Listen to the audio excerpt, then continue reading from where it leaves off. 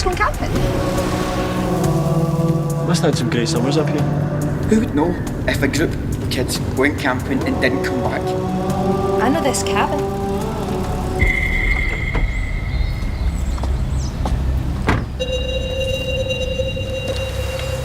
Door wasn't locked. It's the middle of nowhere, Tommy.